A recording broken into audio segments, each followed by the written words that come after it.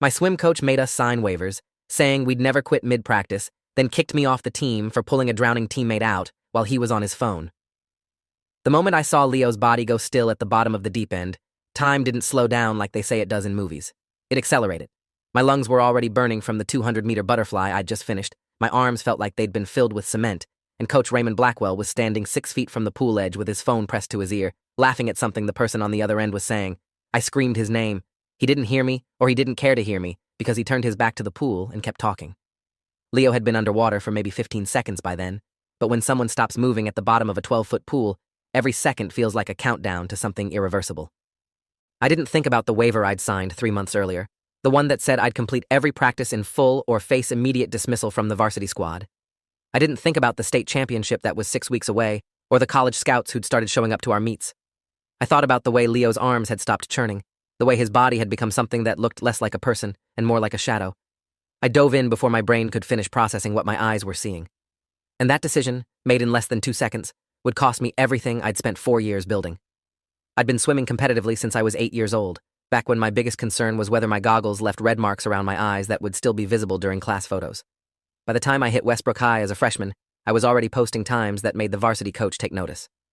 Raymond Blackwell had built the Westbrook Sharks into a dynasty over his 19 years at the helm. 4 state championships, dozens of athletes who'd gone on to swim Division I, and a reputation that made parents from 3 counties over try to get their kids enrolled in our district. When he told me I had the potential to be one of the best swimmers he'd ever coached, I felt like I'd been handed a golden ticket. My parents were thrilled. My dad had swum in college before a shoulder injury ended his career, and watching me succeed felt like a second chance for him. My mom just wanted me happy, but she also wanted me to have options, and swimming scholarships meant options. Coach Blackwell seemed like the answer to every prayer my family had ever whispered over a dinner table.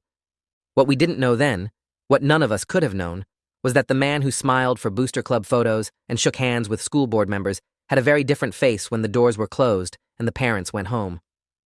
The waivers started my sophomore year, though I didn't think much of them at the time. Coach Blackwell called a team meeting on the first day of the fall season and explained that he was implementing a new policy designed to build mental toughness and accountability. Champions don't quit, he said, pacing in front of the bleachers like a general addressing his troops. Champions push through pain, through exhaustion, through doubt. If you're going to be a shark, you need to understand that the moment you decide to give up, you've already lost. He handed out a stack of papers, single-page documents with dense legal language that most of us didn't bother reading. The gist was simple. By signing, we agreed to complete every practice session in full, no exceptions, or we'd be removed from the team. It felt hardcore, sure, but we were teenagers who wanted to win state championships and impress college recruiters. We signed without hesitation. What none of us realized was that the waiver wasn't about mental toughness. It was about control. It was a way for Coach Blackwell to ensure that nobody could question his methods, his intensity, or the things that happened when the natatorium doors were locked and it was just him and a pool full of exhausted kids. The first red flag came 3 weeks into that season, during a Thursday evening practice that had already stretched past the 2-hour mark.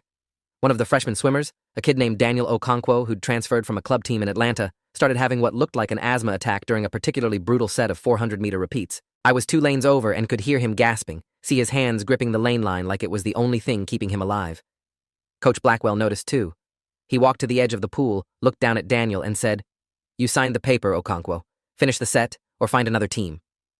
Daniel's face was turning colors I'd never seen on a human being before, but he somehow managed to push off the wall and keep going.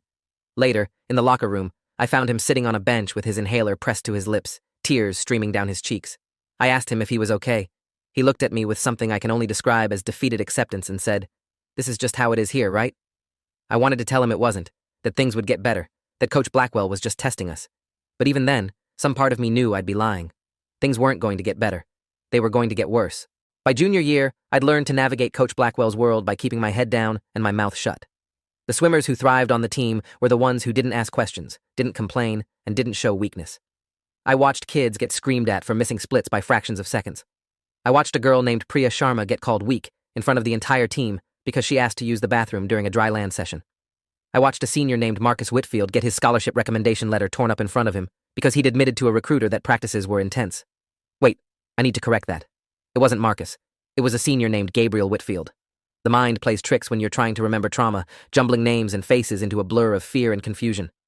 Gabriel never swam competitively again after that.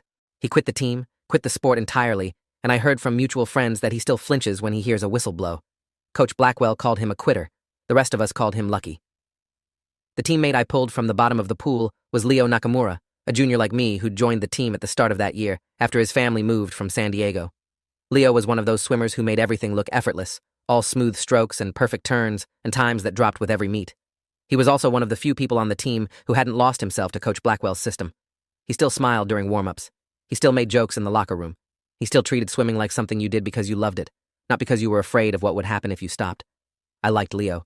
More than that, I respected him, because he'd somehow figured out how to survive without surrendering his soul. What I didn't know, what nobody knew until much later, was that Leo had been dealing with something none of us could see. He'd been having episodes of sudden dizziness and disorientation, symptoms his doctor had been monitoring for months. He'd told Coach Blackwell about it at the start of the season, shown him the medical documentation, asked for minor accommodations during practice. Coach Blackwell had looked at the paperwork and told Leo that if he couldn't handle full practices, he shouldn't be on a competitive swim team. No accommodations, no modifications, swim or get out. The day everything fell apart was a Wednesday afternoon in early March, 6 weeks before the state championship meet that was supposed to be the culmination of everything I'd worked for. Practice had been running for nearly 3 hours by that point, which wasn't unusual. Coach Blackwell often extended sessions when he felt we weren't giving enough effort, and that day, he decided we needed additional conditioning work because our relay times had been sluggish at the previous weekend's invitational. I was in lane 4, Leo was in lane 6, and between us was a sophomore named Amara Collins who'd been fighting a stomach virus all week, but hadn't dared tell Coach for fear of being labeled soft.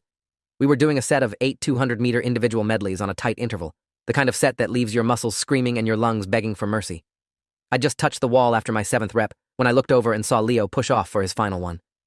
Something about the way he moved didn't look right. His stroke seemed uncoordinated, choppy, like his arms weren't getting the same signals from his brain. I told myself I was imagining things. I told myself he was just tired. I told myself it would be fine. It wasn't fine. Leo made it through the butterfly and backstroke legs of the IM, but somewhere during the breaststroke, his movements started to slow. Not the gradual slowdown of exhaustion that all swimmers experience, but a sudden lurching deceleration that looked mechanical, like a robot running out of battery. By the time he reached the wall to push off for the freestyle leg, he was barely moving. I watched him turn, watched his feet find the wall, watched him push off into the deep end of the pool, and then I watched him stop. His body went horizontal for a moment, suspended in the crystalline blue like a photograph, and then he started to sink. I screamed. I screamed Coach Blackwell's name so loud that my throat felt like it was tearing. Amara heard me and stopped mid-stroke, looking around in confusion. Other swimmers paused at the walls, trying to figure out what was happening. But Coach Blackwell didn't move. He was standing at the far end of the pool deck, phone pressed to his ear, his back turned to us. Later, I would learn that he was on a call with a booster club parent discussing fundraising for new starting blocks. At that moment, all I knew was that Leo was sinking and the man who was supposed to be watching us wasn't watching anything at all. I dove in without thinking, without calculating, without considering the consequences. The water hit me like a wall of cold reality, and I swam toward Leo with everything I had left in my exhausted body. He'd sunk to the bottom by the time I reached him, 12 feet down in water that felt darker than it should have. His eyes were open but unfocused, staring at something I couldn't see. I grabbed him under the arms and kicked toward the surface, my lungs burning, my muscles screaming, my heart pounding so hard I could hear it in my ears. Breaking the surface felt like being reborn. I gasped for air and started dragging Leo toward the edge of the pool, where Amara and another swimmer named Isaiah Oyalaran had already climbed out and were reaching down to help pull him up. We got Leo onto the deck just as Coach Blackwell finally turned around and saw what was happening. The look on his face wasn't concern or fear or shock. It was annoyance, pure, unmistakable annoyance, like we'd interrupted something far more important than a kid nearly drowning in his pool. The next few minutes were chaos. Leo was conscious but disoriented, unable to answer basic questions about where he was or what had happened. Amara had already pulled out her phone and called 911, which later turned out to be a violation of Coach Blackwell's policy against having phones on deck. Isaiah was trying to keep Leo awake and talking. I was kneeling beside them, water dripping from my body, my hands shaking so badly I couldn't have held anything if I'd tried. And Coach Blackwell was standing over all of us, not helping, not calling for assistance, just standing there with his phone still in his hand and the expression that made my blood run cold.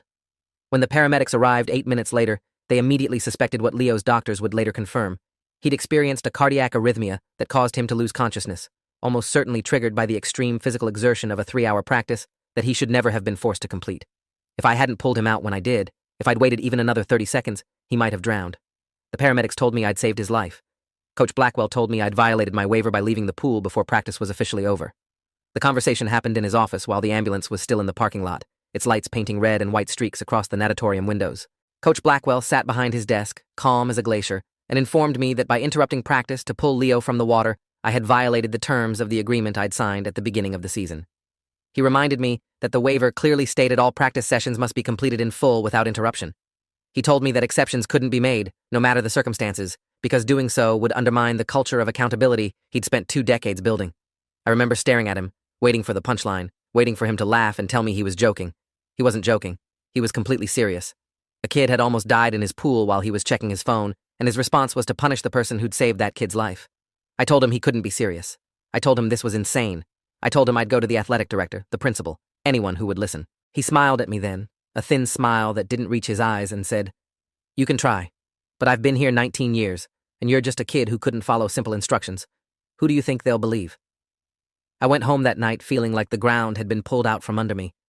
My parents could tell something was wrong the moment I walked through the door, still damp from the pool, my face carrying an expression I couldn't have named if I'd tried. I sat them down at the kitchen table and told them everything. Leo's collapse, my rescue, Coach Blackwell's phone call, the conversation in his office, the threat that hung in the air like a guillotine blade. My dad's face went through about 7 different emotions in the span of 30 seconds, finally settling on a kind of cold fury I'd never seen from him before. My mom started crying, which made me feel worse than anything Coach Blackwell had said. They asked me what I wanted to do. I told them I wanted to fight. I wanted to expose what was happening on that team, not just what had happened to me, but everything I'd witnessed over the past 3 years. The waivers, the intimidation, the kids who'd been broken by a system designed to crush anyone who showed weakness. My dad nodded slowly and said, "Then we fight. But we do it smart.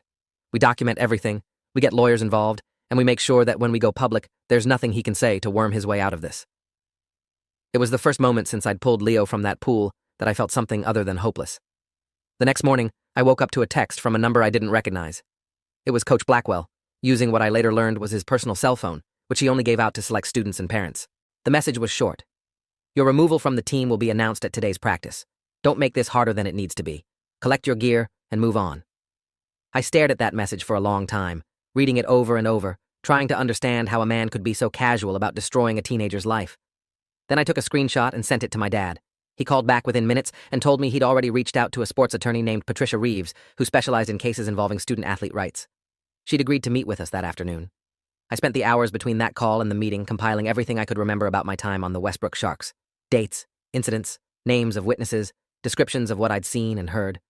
By the time we sat down in Patricia's office, I had 17 pages of handwritten notes and a determination that felt like a physical force inside my chest. Patricia Reeves was exactly what you'd expect from someone who'd spent 15 years taking on schools and coaches who thought they were untouchable.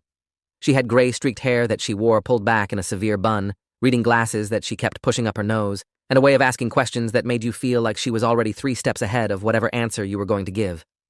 She listened to my story without interrupting, occasionally making notes on a yellow legal pad, her expression unreadable.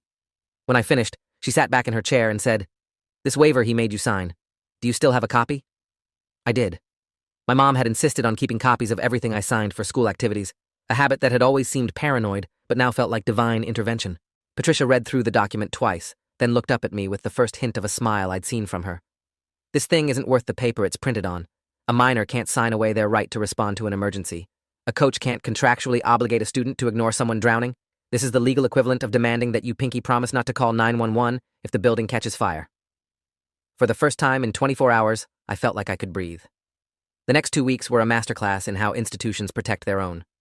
Coach Blackwell announced my removal from the team exactly as he'd promised, citing a violation of team policies without specifying what policy I'd supposedly violated. When my parents demanded a meeting with Principal Janet Cho, they were told she was unavailable and would get back to them when her schedule permitted. When my dad called the athletic director, a man named Franklin Brooks, who'd held the position for 12 years, he was given a runaround that would have been impressive if it weren't so infuriating. Mr. Brooks expressed sympathy for what had happened, but said that coaching decisions were at Coach Blackwell's discretion and that the school couldn't interfere with how he ran his program. He said this about a coach whose negligence had nearly killed a student, whose policies had traumatized dozens of kids, whose ego was so fragile that he'd rather destroy a teenager's future than admit he'd made a mistake. I started to understand why Gabriel Whitfield had walked away from swimming entirely. Fighting this system felt like trying to punch a cloud, but we had something that Coach Blackwell didn't expect: other victims who were finally willing to talk. Once word got out about what had happened to me, I started getting messages from current and former swimmers who had their own stories to share. Daniel Okonkwo, the freshman who'd nearly collapsed from an asthma attack, told me he still had nightmares about Coach Blackwell's voice telling him to finish the set. Priya Sharma sent me a 3-page email detailing every instance of verbal abuse she'd experienced during her 2 years on the team. A former swimmer named Joaquin Fernandez, who'd graduated 4 years earlier, reached out to say he'd been waiting for someone to finally take a stand against Coach Blackwell and would do whatever he could to help. By the end of those 2 weeks, Patricia Reeves had sworn statements from 14 people who'd experienced or witnessed Coach Blackwell's behavior. She told us it was time to escalate. She contacted the State High School Athletic Association, filed a formal complaint with the school board, and reached out to a journalist named Miranda Thorne at the regional newspaper who'd written extensively about misconduct in youth sports. The institutional response to Patricia's escalation was swift and predictable. The school district's legal counsel sent a letter advising us to drop our complaints and warning of potential defamation liability if we continued making accusations against Coach Blackwell. Principal Cho finally found time for a meeting, but spent most of it deflecting questions and emphasizing Coach Blackwell's contributions to the school's athletic program. Athletic Director Franklin Brooks suggested that perhaps I'd misunderstood the situation, that Coach Blackwell was under a lot of pressure with the state championship approaching, that maybe we could all just move past this unfortunate incident. Meanwhile, Coach Blackwell himself was telling parents and students that I'd been removed from the team for insubordination, and that any claims I was making were the bitter lies of a kid who couldn't handle discipline. The gaslighting was relentless, professional, and terrifyingly effective.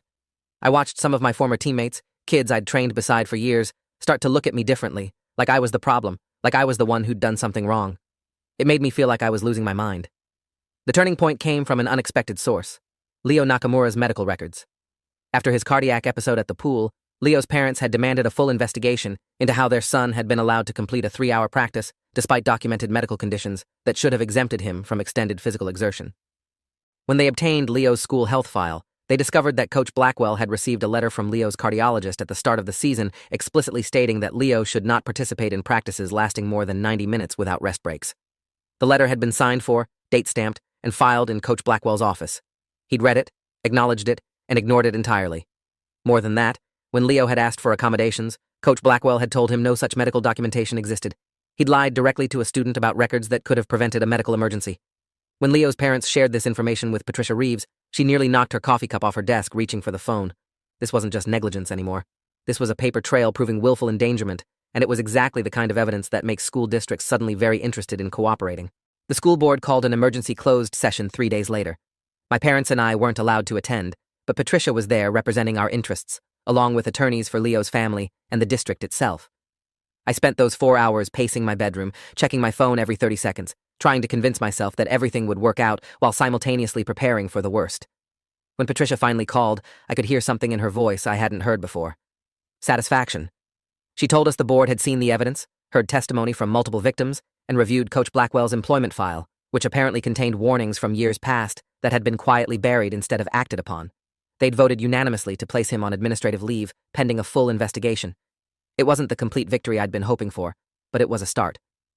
For the first time in weeks, I let myself believe that justice might actually be possible. The investigation that followed was more thorough than I dared to hope. The district hired an independent investigator named Dr. Wesley Okafor, a former athletic administrator with expertise in sports program oversight and a reputation for being absolutely ruthless when it came to uncovering misconduct.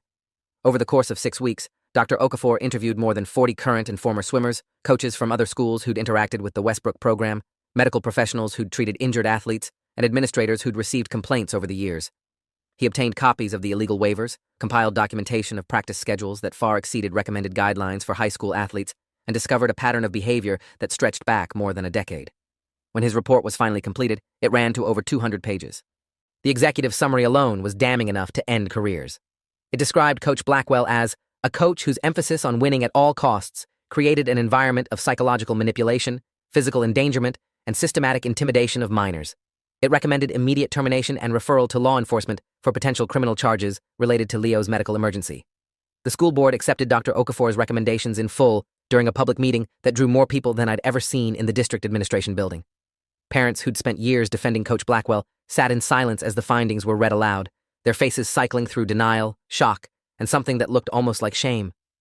Coach Blackwell himself wasn't present, having been advised by his own attorney to stay away, but his absence felt louder than any statement he could have made. When the board chair announced that Raymond Blackwell's employment with the Westbrook School District was terminated effective immediately, a murmur went through the crowd that sounded almost like a collective exhale. I was sitting between my parents in the third row, trying to process what I was hearing, when I felt my mom squeeze my hand so hard I thought she might break my fingers. I looked at her and saw tears streaming down her face. My dad had his jaw clenched so tight I could see the muscles twitching. None of us said anything. We didn't need to. 19 years of tyranny had finally ended, and we'd been part of the reason why. But the story didn't end with Coach Blackwell's firing. 3 weeks later, the district attorney's office announced that they were filing criminal charges related to Leo's medical emergency. The charges included reckless endangerment of a minor and falsification of medical records, the latter stemming from evidence that Coach Blackwell had told Leo no medical documentation existed when he knew full well that it did.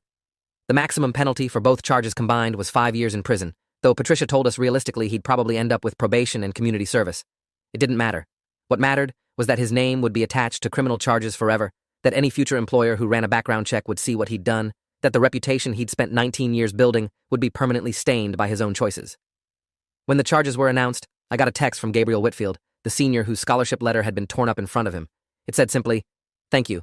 I didn't think anyone would ever make him pay." I saved that text and still look at it sometimes when I need to remember why fighting matters. Leo Nakamura recovered fully, though his doctors advised him to step back from competitive swimming to focus on managing his cardiac condition. When I visited him at his house a few weeks after everything went down, he thanked me for pulling him out of the pool and then apologized for everything I'd lost because of it. I told him he had nothing to apologize for, that I'd make the same choice 1,000 times over if I had to. He asked me if I missed swimming, if I regretted any of it. I thought about the question for a long time before answering. I told him that I missed the water, missed the feeling of cutting through it with perfect form, missed the camaraderie of teammates who understood what it meant to push your body past its limits. But I told him I didn't miss what swimming had become under Coach Blackwell, the fear and the silence and the constant pressure to pretend everything was fine when nothing was fine at all. I told him that losing my spot on the team had been devastating, but watching a corrupt system finally face consequences had given me something more valuable than any championship trophy could have. It had given me proof that sometimes the good guys actually win. The aftermath stretched out over the following months in ways I hadn't anticipated. Several families filed civil lawsuits against the district for failing to protect their children from Coach Blackwell's conduct, and while the details of the settlements were kept confidential, I heard through various sources that the numbers were significant enough to make the school board completely overhaul their athletic oversight policies. A new swim coach was hired, a woman named Destiny Abrams, who'd previously coached at a club program in Maryland and had a reputation for developing talent while actually caring about her athletes as human beings. Some of my former teammates reached out to apologize for doubting me, for believing Coach Blackwell's narrative, for not speaking up sooner when they'd seen the same things I had. I accepted their apologies without resentment, understanding that they'd been victims too, trapped in a system that punished anyone who questioned authority. The culture Coach Blackwell had created hadn't been their fault. It had been his, and now it was over. I ended up swimming again, though not for Westbrook High. A club team in the next town over offered me a spot after their coach saw my times from before everything happened, and I spent the remainder of my junior year and all of my senior year training with them instead. It wasn't the same as being on the varsity team I'd dreamed about since I was 8 years old, but it was better in ways that matter more than records or championships. Coach Destiny at my new club actually asked how we were feeling. She adjusted workouts when swimmers were injured or sick. She treated us like people instead of machines designed to generate results for her trophy case. The first time she stopped practice early because someone was clearly struggling, I nearly cried from the sheer relief of being in an environment where that was allowed. I realized then how much damage Coach Blackwell had done, not just to the kids he'd directly abused, but to our entire understanding of what sports leadership could look like. He'd made us believe that cruelty was normal, that suffering in silence was strength, that coaches who cared about your well-being were soft. He'd been wrong about all of it. The college recruiters who'd been interested in me before everything happened slowly started coming back around once word spread about what had really gone down at Westbrook. One of them, a coach from a Division II school in upstate New York, told me that what I'd done showed more character than any swim time ever could. She said her program valued athletes who would do the right thing even when it cost them something, and that she'd be honored to have me on her team. I committed to her school in the fall of my senior year, and as I'm writing this, I'm 3 weeks away from starting my freshman year of college as a scholarship swimmer. The path I took to get here wasn't the one I'd imagined, wasn't the straight line from high school star to D1 recruit that I'd planned out in my head since middle school. But maybe that's okay. Maybe the detours teach you things the straight paths never could. Maybe nearly losing everything is what helps you understand what actually matters. Sometimes I still think about that moment at the bottom of the pool, Leo's body suspended in the blue, Coach Blackwell's back turned, the choice I had to make in less than 2 seconds. I wonder what would have happened if I'd hesitated, if I'd waited for Coach to notice, if I'd let fear of consequences override my instinct to help. I know the answer, of course. Leo might have died. A family would have been destroyed. And Coach Blackwell would still be standing on that pool deck, phone in hand, training the next generation of swimmers to believe that their well-being mattered less than his win-loss record. I'm glad I dove in. I'm glad I broke the rules of a waiver that should never have existed. I'm glad I became the person who finally said enough, even when saying enough cost me everything I thought I wanted. Some prices are worth paying. Some fights are worth having. and some coaches need to learn that a piece of paper can't protect them from the consequences of their own cruelty. Coach Raymond Blackwell accepted a plea deal 6 months after he was charged. He pleaded guilty to reckless endangerment and received 2 years of probation, community service hours, and a permanent ban from coaching minors in any capacity in our state. The falsification charge was dropped as part of the deal, which frustrated some people but felt like justice enough to me. His coaching license was revoked, his name was added to a state registry of individuals prohibited from working with youth athletes, and the legacy he'd spent 19 years building crumbled into dust. Last I heard, he'd moved to another state and was working in insurance sales. I hope his new colleagues never have to learn what he's capable of. I hope the distance from a pool and a whistle has changed him somehow. But honestly, I don't think about him much anymore. He took up enough space in my head for 3 years. He doesn't deserve any more. Leo texts me every few weeks to check in, and we've become actual friends rather than just teammates bonded by trauma. He's doing well, managing his condition, planning to study medicine because he wants to be the kind of doctor who actually listens when patients tell them something is wrong. Daniel Okonkwo is thriving on the new Westbrook team under Coach Abrams, and I heard he's already posting times that have D1 programs taking notice. Priya Sharma transferred to a different school for her senior year, but told me recently that she started swimming again recreationally, just for fun, which is something she never thought she'd be able to do after what happened. The ripples of what we did together keep spreading outward, touching lives I'll never know about, changing systems I'll never see. That's the thing about standing up when everyone else stays silent. You never know how far the echo will carry. If you made it this far, hit like. You've earned it.